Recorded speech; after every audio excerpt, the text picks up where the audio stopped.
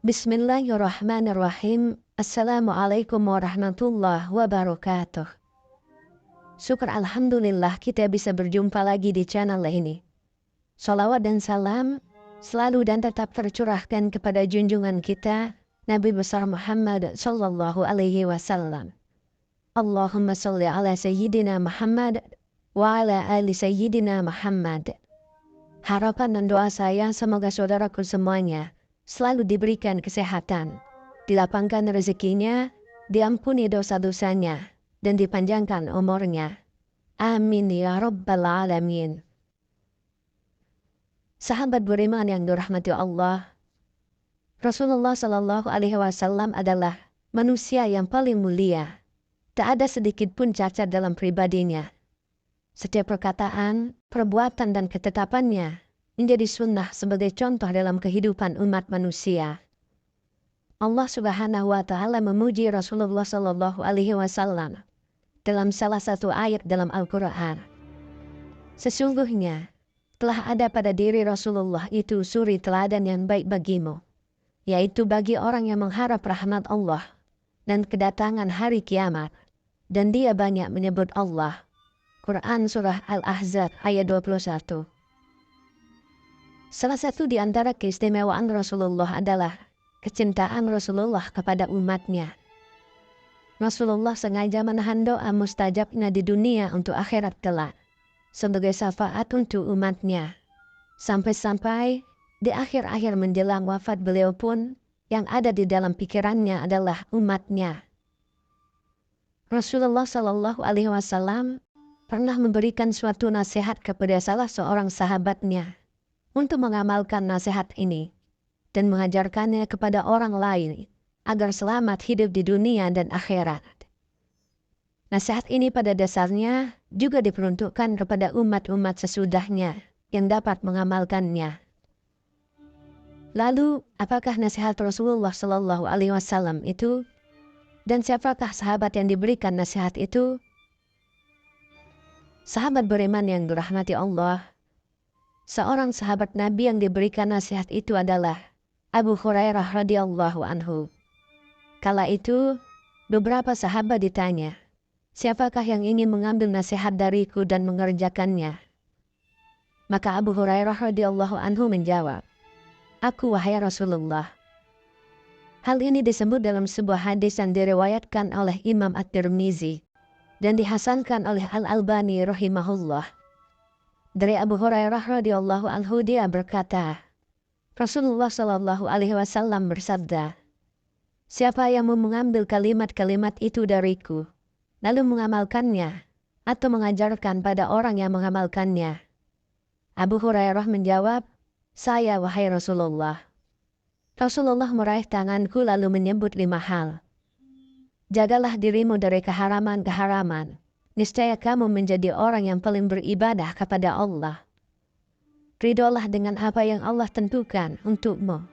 Niscaya kau menjadi orang kaya. Berbuat baiklah terhadap tetanggamu. Niscaya kamu menjadi seorang mukmin. Cintailah untuk saudaramu seperti yang kau cintai untuk dirimu sendiri. Niscaya kau menjadi orang muslim. Janganlah banyak tertawa, karena banyak tertawa itu bisa mematikan hati. Hadis riwayat Tirmizi.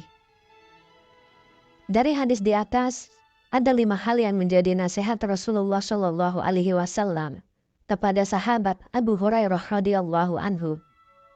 Hal ini juga menjadi nasihat bagi kita umatnya, agar dapat selamat hingga kelak di akhirat. Yang pertama, jagalah dirimu dari keharaman-keharaman. Niscaya kamu menjadi orang yang paling beribadah kepada Allah. Pesan pertama adalah meninggalkan yang diharamkan oleh Allah Subhanahu wa Ta'ala. Ternyata, untuk menjadi orang yang paling beribadah kepada Allah adalah dengan cara meninggalkan keharaman. Hal ini karena sesuatu yang haram apabila kita lakukan, akan membuat hati menjadi hitam dan kelam. Ketika hati kita sudah hitam dan kelam, maka ibadah pun menjadi berat atas kita. Maka dari itu, orang yang paling mudah beribadah adalah orang yang paling bersih hatinya. Semakin hati seorang hamba bersih dari maksiat, maka semakin mudah baginya untuk melaksanakan perintah-perintah Allah dan menjalankan ibadah kepada Allah Subhanahu wa Ta'ala. Allah Subhanahu wa Ta'ala telah memberikan kunci agar kita dapat terhindar dari perbuatan keji dan mungkar, yaitu dengan mengerjakan sholat dengan benar. Hal ini sebagaimana termaktub dalam Al-Quran. Allah Subhanahu wa Ta'ala berfirman, "Bacalah apa yang telah diwahyukan kepadamu, yaitu Alkitab atau Al-Quran, dan dirikanlah sholat. Sesungguhnya, sholat itu mencegah dari perbuatan-perbuatan keji dan mungkar. Dan sesungguhnya mengingat Allah atau sholat adalah lebih besar keutamaannya dari ibadah-ibadah yang lain. Dan Allah mengetahui apa yang kamu kerjakan." Quran Surah Al-Ankabut ayat 45. Yang kedua, ridolah dengan apa yang Allah tentukan untukmu. Niscaya kamu menjadi orang terkaya. Pesan selanjutnya adalah agar selalu ridho terhadap ketentuan Allah Subhanahu wa Ta'ala. Kaya yang dimaksud dalam pesan Rasulullah ini bukan hanya kaya harta. Karena hakikat kekayaan bukanlah kaya harta, melainkan kaya hati.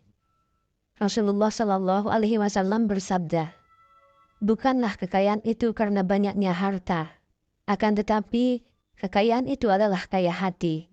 Hadis riwayat Ibnu Majah. Orang yang kaya hati adalah orang yang paling qanaah. Dia selalu merasa puas dengan apa yang Allah berikan kepadanya.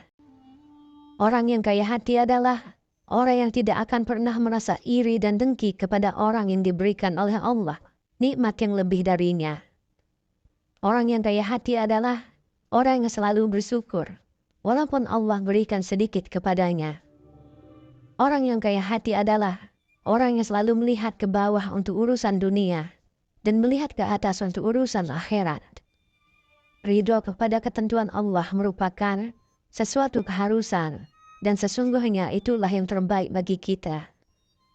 Allah Subhanahu wa Ta'ala berfirman, "Boleh jadi kamu membenci sesuatu, padahal ia amat baik bagimu. Dan boleh jadi pula kamu menyukai sesuatu, padahal ia amat buruk bagimu. Allah mengetahui, sedang kamu tidak mengetahui." Quran Surah Al-Baqarah ayat 216. Yang ketiga, berbuat baiklah terhadap tetanggamu. Niscaya kamu menjadi seorang mukmin. Mukmin berarti orang yang beriman. Baiknya keimanan seseorang bisa dirasakan oleh orang-orang yang terdekat dengannya atau oleh lingkungannya. Rasulullah Shallallahu Alaihi Wasallam pernah menyampaikan bahwa tidaklah dikatakan beriman bagi seseorang sebelum ia berkata baik, memuliakan tamu dan tetangganya. Hal ini sebagaimana termaktub dalam sebuah hadis. Rasulullah Shallallahu Alaihi Wasallam bersabda, "Tidak beriman seseorang sehingga ia mengatakan apa yang baik, atau jika tidak bisa ia diam. Tidak beriman seseorang sehingga ia memuliakan tetangganya, dan tidak beriman seseorang sehingga ia memuliakan tamunya." Hadis riwayat Bukhari dan Muslim. Lalu yang keempat, cintailah untuk saudaramu seperti kamu cintai dirimu sendiri. Niscaya kamu menjadi orang Muslim. Muslim bermakna orang yang menyelamatkan. Menjadi Muslim artinya menjadi orang yang menyelamatkan orang lain dari kejahatan lisannya atau perbuatannya. Menjadi Muslim adalah mencintai untuk orang lain sesuai dengan ia cinta dirinya sendiri. Jika ia mengharapkan kesehatan untuk dirinya, maka harapanlah pula kesehatan itu dirasakan oleh orang lain. Jika ia mengharapkan mendapatkan kebaikan untuk dirinya, maka harapkan pula kebaikan itu dirasakan oleh orang lain.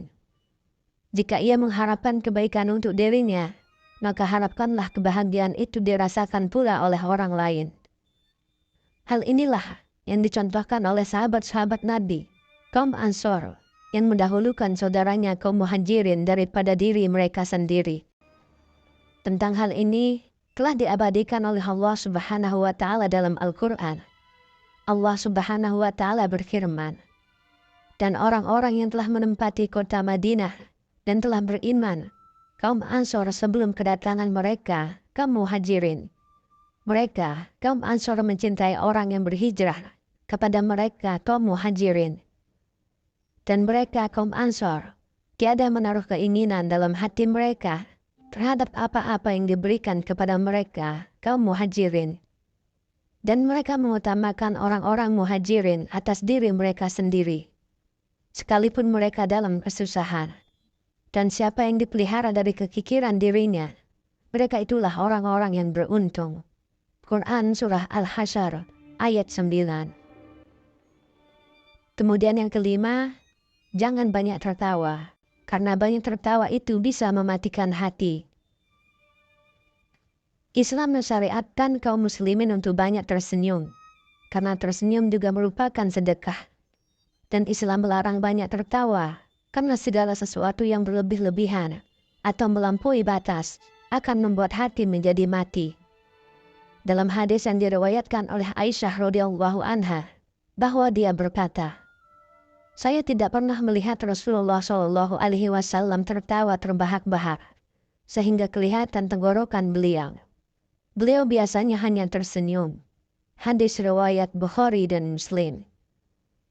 Rasulullah Shallallahu Alaihi Wasallam bersabda, "Janganlah kalian banyak tertawa, karena banyak tertawa akan mematikan hati." Hadis riwayat Tirmizi. Menurut Imam Al-Ghazali, jika hati mati, hati tak akan bisa menerima peringatan Al-Quran dan tidak akan mau menerima nasihat yang baik. Sahabat beriman yang dirahmati Allah, demikianlah nasihat yang diberikan oleh Rasulullah Shallallahu Alaihi Wasallam kepada Abu Hurairah radhiyallahu anhu, dan secara tersirat juga diberikan untuk umatnya. Semoga adanya video ini dapat memberikan tambahan ilmu agar menjadikan kita sebagai umat yang lebih baik ke depannya. Amin ya rabbal alamin. Wallahu a'lam bishawab. Assalamualaikum warahmatullahi wabarakatuh.